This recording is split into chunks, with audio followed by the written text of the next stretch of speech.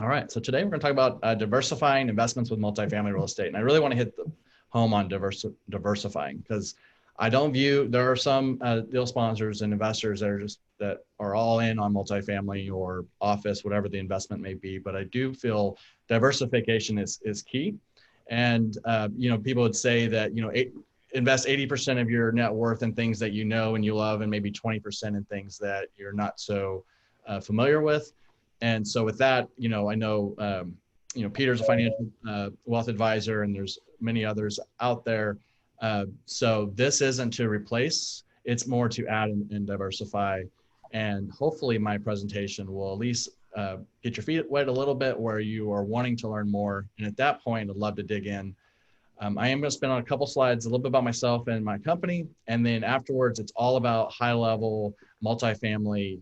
There's no sales pitch or anything. I'd love to have the opportunity to speak to you all one-on-one afterwards at some point, but that is not my intent or purpose here. It's more about educating and hopefully getting people thinking about, passively investing in multifamily. So Peter, thank you for the introduction. There's really not much to add to this other than I'd love to tell you who these cuties are on the left. My wife, Jennifer, we've been married since 2009. So I don't know how many years that is. Was coming on 11 in October. And my youngest is Emma. She's in my wife's Jennifer's lap. She's in kindergarten. Lily is in first grade. She is 7. And Hunter is 8. He's in 3rd grade. So we're in the Bee Cave, Lake Travis area, and my wife is being super brave in that she's home teaching them full time. She took them out of Lake Travis. So it's really interesting, but just the life we live right now. So hopefully things will get back to normal. This is that one slide I want to tell you about what we do, and then the rest, again, it's more high level informational. But so CREI Partners provides opportunities for investors to grow and diversify their wealth in purchasing large multifamily apartments. So we do this, and this, again, high level, we'll dig more on those one-on-one if you'd like, but we raise money to buy assets. So we pull money. So if we're buying a $10 million asset and we need 3 million to close and have some capital improvements, then we'll raise that money. So we're not, it's not my 3 million or one person's 3 million. It's multiple people of 50 to 100,000 or more that we're pulling our money and buying these larger assets. We focus on value add real estate, and we'll talk about the different classifications of real estate based on risk for the investor, but we're more value add. And we'll, again, talk about that shortly. Every property that we buy, we're looking at a property in Houston right now, and I'm already having our construction team go out, determine, the cost and the renovations, the strategic plan before we even do a letter of intent. And so there's a lot of work that happens before we even do a letter of intent. And then we do a letter of intent, we'll negotiate price, buy the property, and then day one, execute that strategy. It isn't the time to then figure it out. It's before we even go into a property, we already know what needs to be done. And we've already presented that to the investors along with the team who's executing that strategy. We'll distribute returns to our investors. Our typical return 7 to 9% annually, and we'll talk more about cash on cash and IRR. But overall, it ends being about a 12 to 15% IRR over a 5-year period. And then we'll implement our exit strategy, typically 5 to 7 years. And then at that point, again, the limited partners or the passive investors will receive their profits along with the GP. And we'll talk more about how that GP, general partner and limited partner, ties together. So that's it on that. And now let's get into, what is multifamily? So this is the discussion points. Again, it's going to be a lot of high level. This is hopefully, again, to get you excited, to want to at least learn more, not to say you have to invest, because unless there's a deal and opportunity, there's no stress or about investing in the property. But if you're learning about diversifying and how multifamily or real estate in general can grow your wealth, then this is a starting point. So we're going to define multifamily. We're going to discuss why you should invest in multifamily. We're going to talk about the 2 types of real estate investors, risk profiles. We'll talk about financial metrics, legal must-knows, market cycles, and then closing, and how to learn more. So with that, let's get started with defining multifamily.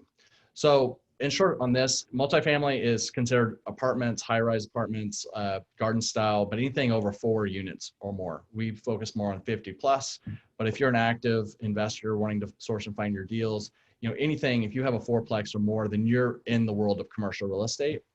That's considered multifamily. So there's several reasons why I personally invest in multifamily and why I encourage others to consider it. And this isn't to, again, knock stocks or bonds or mutual funds, 401k. Those are things that I still invest in, I still have. But what I tell my family and others is, real estate has just been a proven resilient asset class.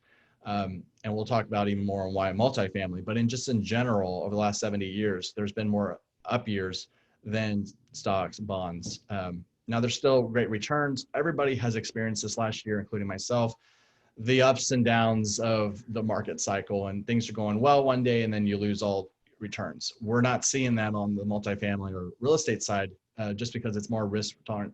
People are paying rents, expenses are being maintained. We have the power or the decision making on reducing capital expenditures. So there's just more control at the local real estate level. It's tangible. It's it's an investment that you can go and you're owner. We're not asking, or these deal sponsors aren't asking for debt. I mean, you can provide a loan, but this is more, you've passively invested. You are an equity owner in a property, and with that, there's benefits such as risk resilience. As far as asset classes, apartments over the last between 1987 to 2016. Assuming that a property was held for 7 years, averaged about a 9% annual return. Compare that to industrial, office, retail, and hotel. So there are, I've on the CBRE side focus a lot on office and retail, and we'll talk about asset classes and such on that. But at the end of the day, for apartments, people need a place to live, even during struggling times like the pandemic. People may be downsizing or multiple families living in a unit, but at the end of the day, shelter is, a Maslow law of, a need. And so it's going to continue, doing well, despite what may be going on in the external environment. When I talk to passive investors and others that are looking, one of the biggest benefits of getting into multifamily or real estate in general is the depreciation, is the tax benefits. If you sell your stocks, your investments, you're hit with a tax liability during tax season. Where in multifamily, you can offset that those returns through depreciation. So there's 3 types of depreciation. Again, high level. I'm going to have a cost segregation webinar in October through Madison Specs, who will dive a lot more into this. But for now, high level, depreciation in multifamily is 27.5 years. So that is the improvements, the property, not the land. So the property itself can be depreciated. If you just do a standard or do a depreciation, it's over 27.5 years. So in this example, if you have a 25 unit apartment building, you bought it for $3.5 million. The land is valued at $750,000, so that the remaining $2.75 million is depreciable. So if you take the 2.75 million divided by 2.7 or by 27.5 years, excuse me, then you're about 100,000 a year in depreciation. So what does that mean? So if you have $100,000 in revenue and you offset that by $100,000 in depreciation, then your tax liability is 0.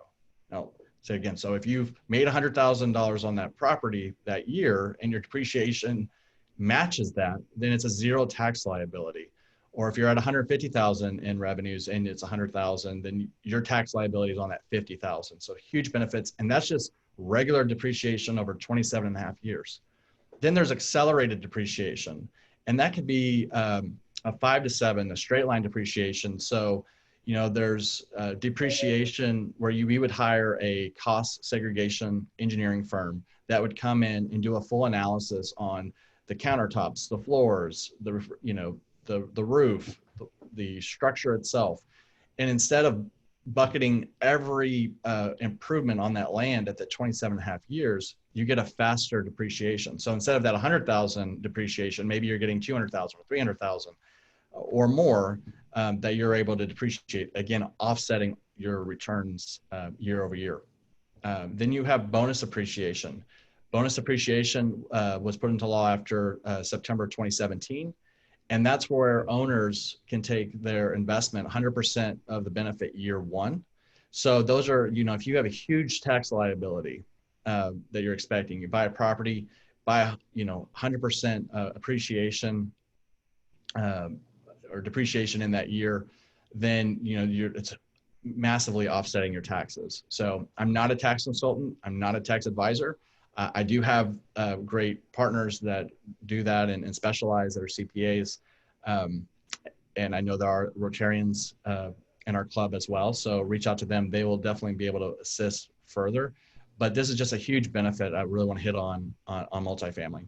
Now, there are taxes at sale. So I don't want to make it sound like there's no taxes. There are capital gain taxes. If you are investing with a self-directed IRA, there's UBIT taxes. And so there are taxes at the end. But again, while you're having cash flow year over year during the hold period, there is those tax benefits. And then there's a few more reasons before we'll go on. The next is return on investment. So we've all want mailbox money, passive income. I wrote a blog. I was in Montana. My wife was graduated Montana State many years ago, but we go there often, visit family. And I always wonder, like, how do people survive or live up there? And Bozeman is getting more tech and life sciences, and they've got the university. So there's an economy there for sure. But in talking with one of the brokers when I was there this summer, he mentioned that a lot of people here live off passive income. So that passive income, can come from different types of investments, but one of them is multifamily and investments in real estate.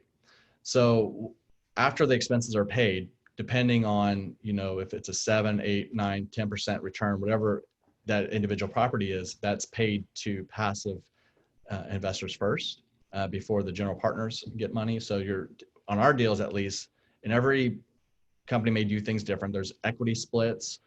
We do preferred returns. So investors are getting their preferred return, typically 7 or 8% annual, before we touch it. We do it quarterly.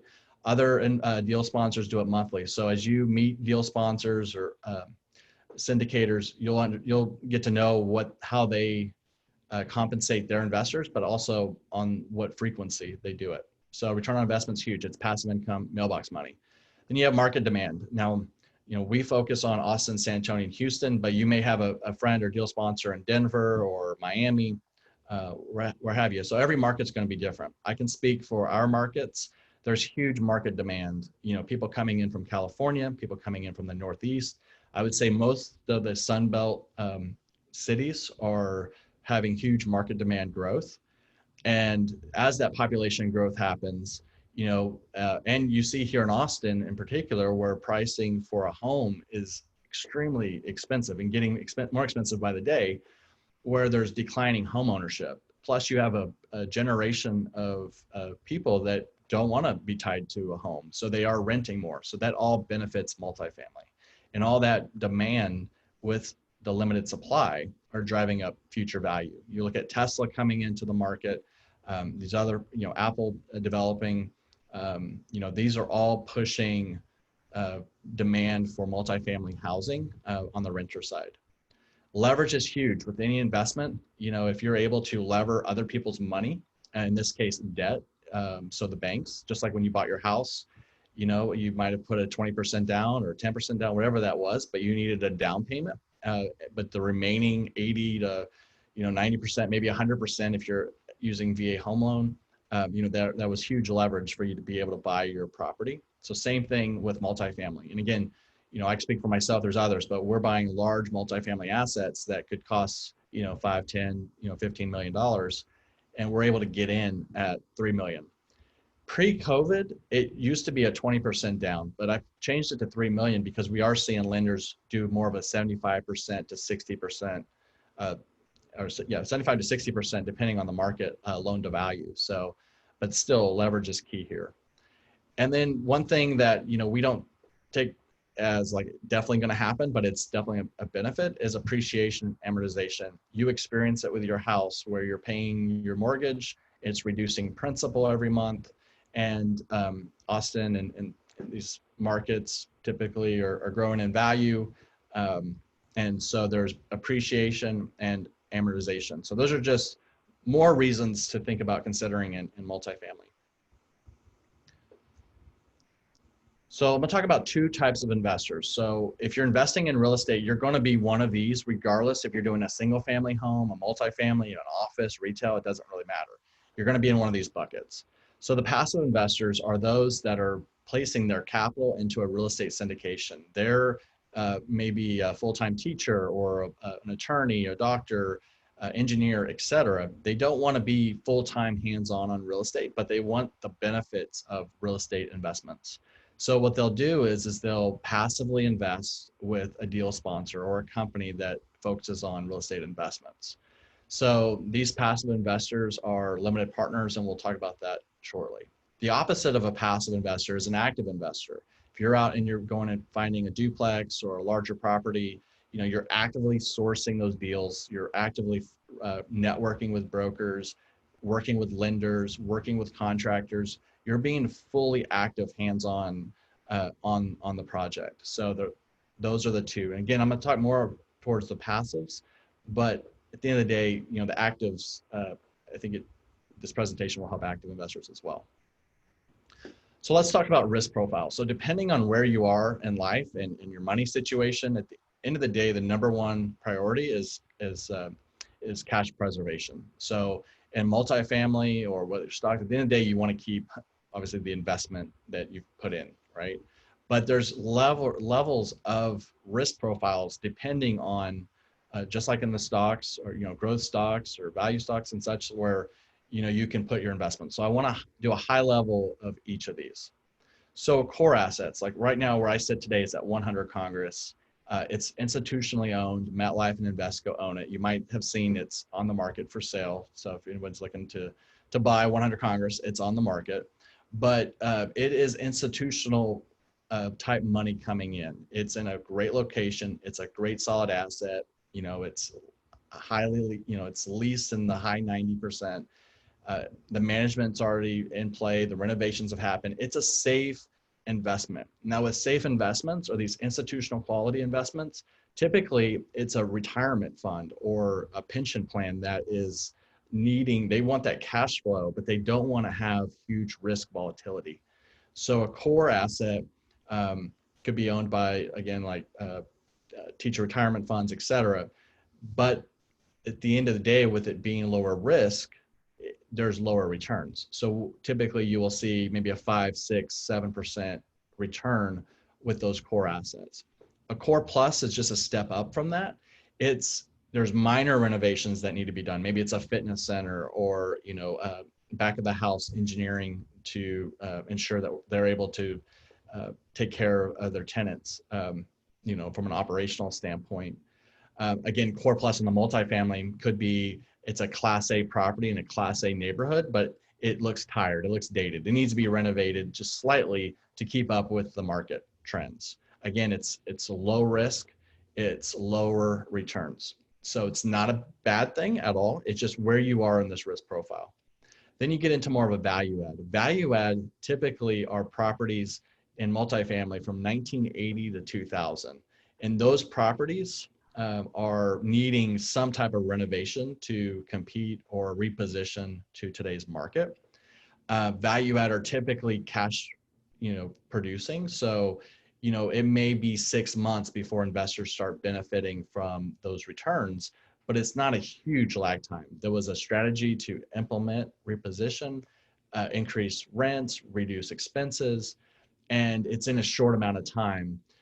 What's nice about value add is you do have those annual returns, typically 7 to 9%. But at the end of the period, 5, 7 years, when it's time to sell, that's when you've bought it at a value, you've increased value through increasing rents or managing the expenses better, and then you have this huge value opportunity at the end when you sell to an investor. So again, it's sort of in that middle. Now, an opportunistic fund, now this is going to be higher risk, but it's going to have a lot higher returns. typically you're not seeing cash flow in 2 to 3 years. You know, you're doing a full repositioning, or maybe you bought raw land and you're redeveloping. And so there's just, it's more of an opportunistic at the end where, you know, you're able to really maximize your wealth through that. So, you know, we focus more on value add, but depending on where you are on the risk profile and what you're comfortable with investing, you know, you're sort of in these buckets. So hopefully that helps with risk profiles. The next thing I want to talk about is financial metrics. And again, all this is pretty high level. It's a lot of information, but hopefully as you know, it's just touching it and then digging in more. But in multifamily specifically, you're going to hear a lot on cash, internal rate of returns, equity multiple. So cash on cash, think of it like your annual returns. You put in a certain amount of money, and the cash flow that's being produced by that investment that you made is cash on cash returns. Okay, and we'll give an example of that shortly. The internal rate of return helps you look at all the cash flows of all the years. Say it's a 5-year hold. What are all the cash flows each year for those 5 years? And then what's the exit cash? You know, so if you've profited 300,000 at the end, well, that 300,000 plus those annual cash returns discounted to today's rate gives you your IRR. And then your equity multiple is the other. And that equity multiple is just a way for you to calculate a rate of return on your investment. So if you've put in 50,000 and, you know, your return is 100,000, you know, then you've had, you know, 2x your money. You get your money back plus the return. So this is calculated by, you know, dividing the total cash distributions, your cash flow, by the investment made. And this is an example. And again, this is just throwing this out there to illustrate what I'm talking about. So if you made a $50,000 investment and year one, you had a preferred return of 7%, then your return on that 50,000 is 3,500. Say year two, rents were increased, expenses were reduced, and we were able to maximize profit. It's like a business. We're trying to maximize the bottom line based on revenues and expenses. So we're able to pay investors more. So 7.5% was returned year two, 3,750 went your way. Year three and four went the same way. Operations were streamlined, rents increased. We were able to get an 8.5% to our investors. Well, year five, we sell the property, or the deal sponsor sells the property. And then you get an $87,500 check or deposit, you know, that year because it sells. Well, the overall investment from year one to year five, you've made $103,000 on your $50,000 investment.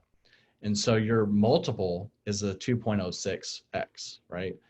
And your internal rate of return, if you look at all of your investments from year 1 to 5, compared to what you've made on the investment, you're at a 17% IRR. That is huge. And I think in today's market, I mean, making 7% consistently and on a preferred return, you know, where else is the money that you're able to invest in? Now, going back to that earlier slides, stocks and other investment categories, you know, get there, but there's ups and downs, right? And so this, as part of diversifying, just gives you a more predictable, stable, while you're still investing on these other things. It's just something to consider. I will say personally, and again, I'm not doing a sales pitch or anything, but typically deal sponsors, at least on my deals, if I'm not hitting a 7% annual or coming out at for us, like 1.7 to 2x over a 5 to 7 year hold, 12 to 15% or more on IRR, then we're going on to the next. And so there's a lot of work to find those properties. But if we can find those properties and deliver these returns, our investors are happy to keep returning. So some legal must-knows. I'll let the slide load fully. But the next part of this presentation is going to be talking about accredited versus sophisticated investors. So depending if you're accredited or sophisticated, and we'll talk about those terms, determine what deal you actually invest in, or what type of deal you can invest in. We'll talk about securities offering table. That is, comparison of 506B, 506C, and other exemptions that the Security Exchange Commission allows. And we're going to talk about documents like a private placement offering memorandum, discuss general versus limited partners, and then an operating and subscription agreement. These are all things, again, I'm not an attorney, talk to an attorney on this, but at least you will have an idea of when someone's talking about, are you accredited or sophisticated, or are you doing a 506B or a 506C offering, at least you'll know or want to dig in a little further. So let's start with accredited versus sophisticated. So an accredited investor is an individual, and all this, let me back up. All these two terms are defined by the Security Exchange Commission, okay, SEC.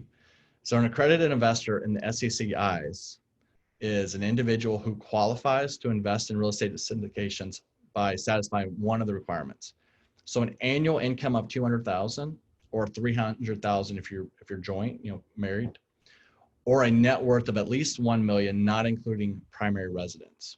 So what this is saying pretty much is that at this salary point, investors or these people that are making 200, 300,000 or have a net worth of $1 million, they've likely invested or done business or done something that should make them able to analyze a deal and know if it's something that's worth them investing in, right? Now, a sophisticated investor is really the people that don't meet that accredited investor status. And that's someone who still can invest in certain deals, and we'll talk about which deals, but at least they have the sufficient knowledge and the experience to analyze and ask questions on the financial and business matters related to the investment. So again, accredited and sophisticated, and where that comes into play is on this. And I'm really going to dig more into 506B and a 506C offering, okay? Security Exchange Commission, typically when you sell an investment publicly, you have to register that investment with the Security Exchange Commission. Well, the SEC has come out and said there are exemptions, right? And the exemptions in this case are Regulation D and Regulation A. I'm going to dig in on Regulation D, 506B and 506C here. So both regulations here, 506B and 506C, you can have an unlimited amount of raising capital. So if I'm raising a $3 million or $100 million, it doesn't really matter. You can raise that capital, right? Now, there are different types of investors who can invest in each one. So with the 506B, those 506B are unlimited amount of accredited investors. So I can have an unlimited amount of those, but I can only take 35 sophisticated investors. So if you don't meet that accreditation status, but still want to invest in multifamily, you can do so through 506B offerings. And that's what, we more so do 506B. The accredited investor just has to self-certify that they meet the accredited investor net worth or salary requirements. And then their state filing requirements differ by states, and then there's no ongoing. So that's 506B. If you Google or do anything on multifamily after this, you're going to start getting Facebook ads and those Facebook ads are going to tell you, invest here, make these returns. Well, those ads are being run through a 506C offering. And that 506C allows that deal sponsor to publicly fund that investment. Now, it's limited to accredited investors only. So sophisticated investors are not allowed in 506C, but they can publicly advertise and raise capital through the public. There's not a minimum number on the number of investors, et cetera, but those are the two things. And I've got a blog on my website, CREI Partners, that goes further into 506B and 506C, but those are the two that you will mostly see on the multifamily. So hopefully that explains that. Now with the private placement memorandum, if anyone here has ever bought a timeshare or looked at an investment, you would have gotten a document that talked the good, bad, and ugly. It's a document that really should describe the risk of the investment and the terms of the investment. And so if you're working with a deal sponsor that's not providing that PPM, then that should raise, a big flag. A PPM is property by property, and it should be done by an attorney that the deal sponsor pays for and that they're doing to then get their investors to read and really understand the investment. So this is just a table of contents of our PPM, but it goes into the warnings, goes in the state notice requirements, executive summary, talks about the terms on, what should investors get, or what do you expect from a preferred return? After that return is hit, what are the splits after that? What's the period of the expected period of the investment? Is it a 5-year hold, 7, 10-year, et cetera? So this PPM, it's not sexy. It's not a lot of pictures. It's a lot of legal jargon. And when the deal sponsor, whoever it is working with their attorney, it's pretty set. Now, if I'm doing a $3 million raise and you bring in $1 million, then there may be things that we're going to be able to adjust. But typically, from a deal sponsor standpoint, this document is set so that way it's reaching broad investors that are putting in 50, 100, 200,000 in, and there's not a lot of room. With that said, you choose if you're going to invest or not, and work with your attorney, your tax advisor, make sure it's a good fit for you.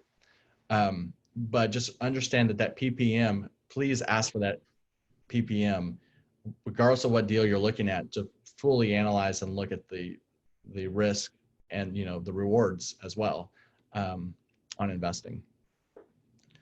So we've talked a lot about passive and active investors. And so it's when there's if you think about it, every property is a business, okay? Every property is usually an LLC or a limited, or maybe it's a limited partnership, but for our deals, it's an LLC, right? And so that LLC has a general partner and a limited partner. So the general partner are the active people that are making the deal happen. Maybe it's the deal sponsor, it's somebody working on asset management, maybe on the construction side, it's the people that are executing the entire project from start to finish, okay? The expectations of that GP is they're implementing the business strategy, they're communicating to the other partners, limited partners, they're sending accurate financial statements, distributions. Every tax season, they're providing you a K-1 so you can put it on your tax returns. And from a GP side, the financial impact is we're responsible for the debt. If the deal goes south, we're responsible for the debt. Now there's non-recourse and recourse loans, but that's a different subject. But at the end of the day, the GP is responsible for what happens. The limited partner, and this is a huge benefit if you're passively investing, right? So the limited partner are the passive investors that are contributing the majority of the funds to finance the deal. Now, on my deals, I'm investing alongside you. I think it's something you should be asking your deal sponsors. But for the most part, 90% or slightly more are from the limited partners. All right. Now, there are entirely passive, so their capital is locked in. It's that money is being put to reposition or implement the strategy of the property. Profits are not guaranteed. There is a pro forma. We expect things. We underwrite conservatively, and a lot of deal sponsors do. And as you build relationships with the deal sponsors, you'll see how they're underwriting and if it makes sense. Is it conservative in a COVID environment? Are they expecting year one rent increases, or are they doing zero rents increases year one just to get through this time, then year two doing an increase? So those are, again, limited partners, entirely passive. They can go to the property, but they don't have any decision making or anything like that.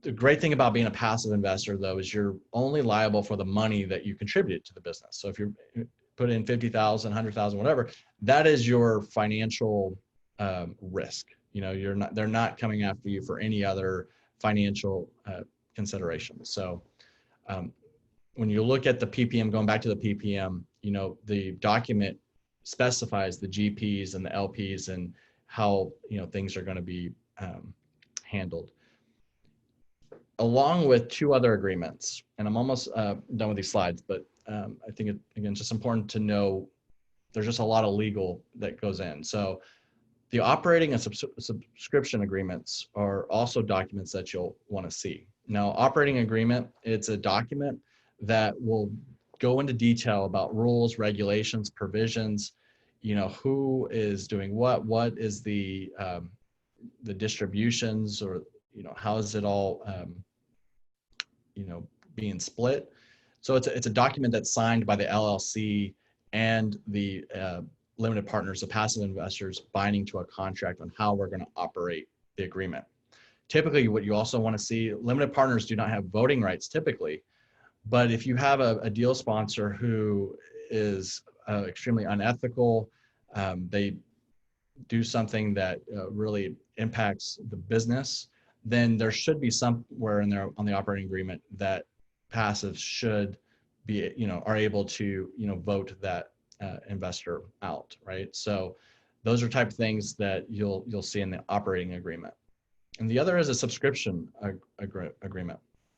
And the subscription agreement, just that two-way guarantee between the company, remember the company being that property, and the subscriber, the investor, on the number of shares and the cost per share and the projected returns. So those three documents, the PPM, the operating and subscription agreements, typically are, come in one package. They're delivered, and then there's webinars and stuff to discuss it. But those usually are documents that don't really change, but you still would want your attorney to review it and just make sure you understand it fully. So this is something that I like about real estate, having been in real estate the last 13 years, is the market cycles. The market cycles are going to differ from, Wall Street, right? And it's all about supply and demand. So we're going to briefly talk about, the market cycles. And this is all from this, the next two graphs are from Greg Mueller. He's a University of Denver professor who publishes these graphs.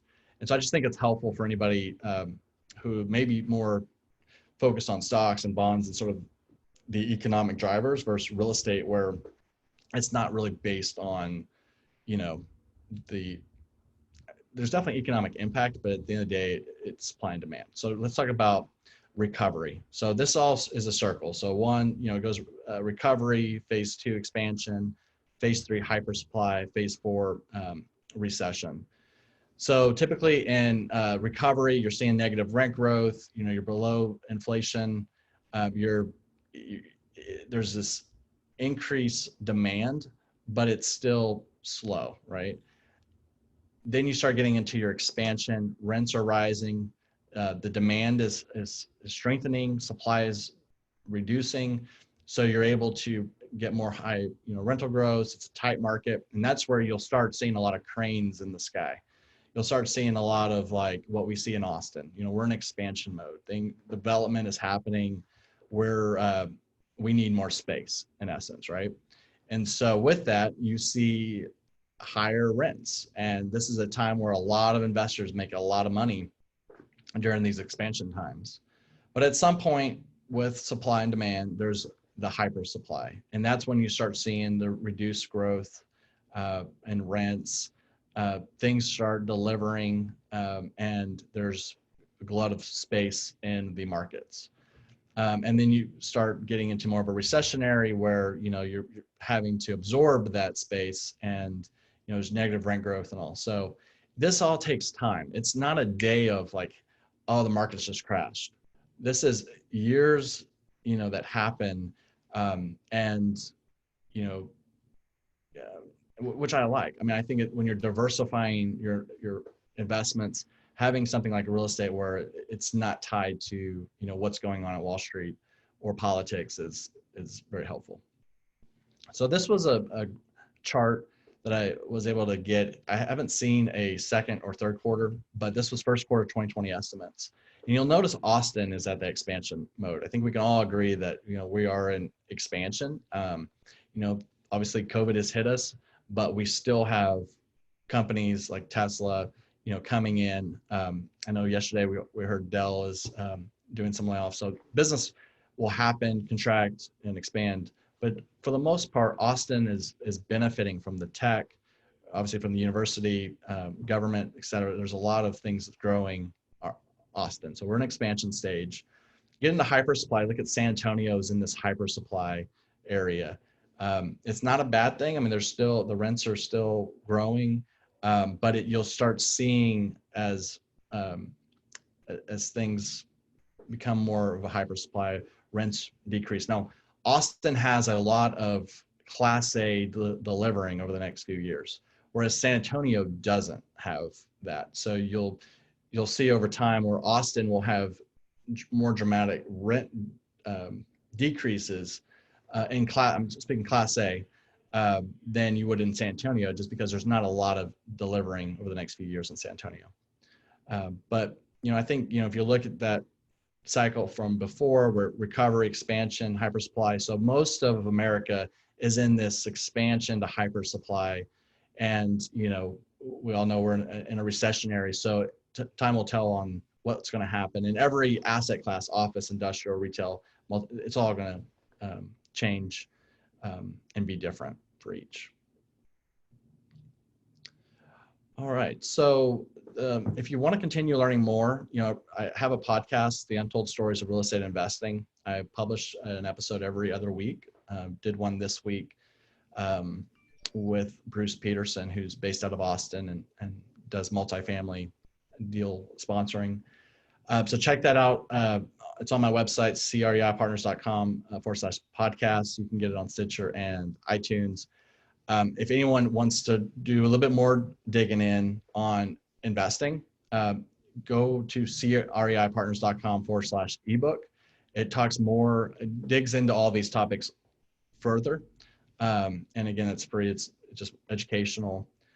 And then if you have time, love for y'all to join. We have a investors meetup the fourth Monday of each month, 7 p.m. And we do it virtually, but it's been great having really good speakers talk to us. And we have breakout groups. We have a good conversation and build relationships and trust. That's what this is. This game, it's a relationship business. There's another book, and I don't get any profits off it, but he is my mentor and somebody that's a general partner with me on our deals. His name is James Kanasami. He's invested in $130 million worth of properties in Austin and San Antonio. But he has this book, and it's a really good book. I always recommend this, but it's Passive Investing in Commercial Real Estate. And it digs more. At the end of the day, you want to be as educated as you can be to ask the right questions when being presented a deal. Because that trust factor with that deal sponsor is huge, but looking and analyzing that deal. And I will say, if anyone has an opportunity or a deal, I'm happy to look at it and provide feedback. I'm not looking to not make your deal happen, but I just think it's important for people to have outside eyes look in and just make sure that everything seems to be conservatively written and underwritten. So, and with that, I'm going to close out. This is my information on this slide. And then Peter, I'll turn back to you. Wayne, thank you very much. That was a great